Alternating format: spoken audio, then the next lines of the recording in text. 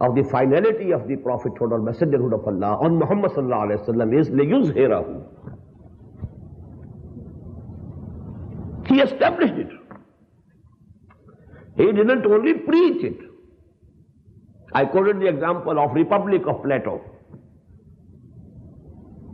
a book so important that it is living even today, written at least 300 years before Jesus. A book 2,200 years old, still living. Not a book. Republic. But the system that was proposed by Plato was never established on even a square inch of land at any moment, even a second, for even a second in this world. Hence, this is utopia. It's a dream. It's not something practicable.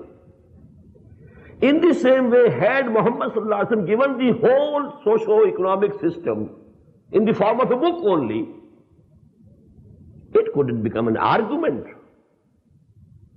The argument it could be, and it has become, because he established it. He could show a model. It's not a utopia. It's not something impracticable. It's practicable. Even the enemies of Islam, they have to admit that at least for 30 long years after Muhammad sallallahu alaihi wasallam, that system was established in toto. No change whatsoever.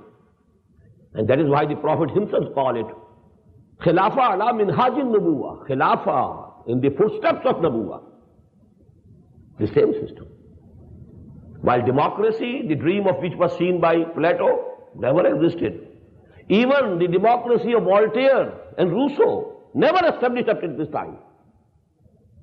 Nobody can say that democracy has been established. If you think this is democracy in America, it's a big folly. It's the dictatorship of the capitalist.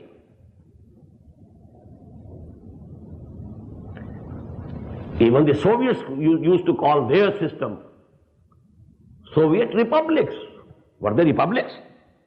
The dictatorship of a party. No republic. Only the members of a party were ruling. And they were in a very minority, small minority as compared to the total population of those countries. So that was dictatorship of a party. And this is dictatorship of the capitalist here. That democracy, and you know that classless society about which Marx dreamed before it can come into existence, the whole, the system of communism just gone away, gone with the wind. But even the enemies of Islam have to admit that at least for 30 years after the death of the Prophet, exactly the same system that was promulgated and established by Muhammad sallallahu alaihi wasallam himself remained intact.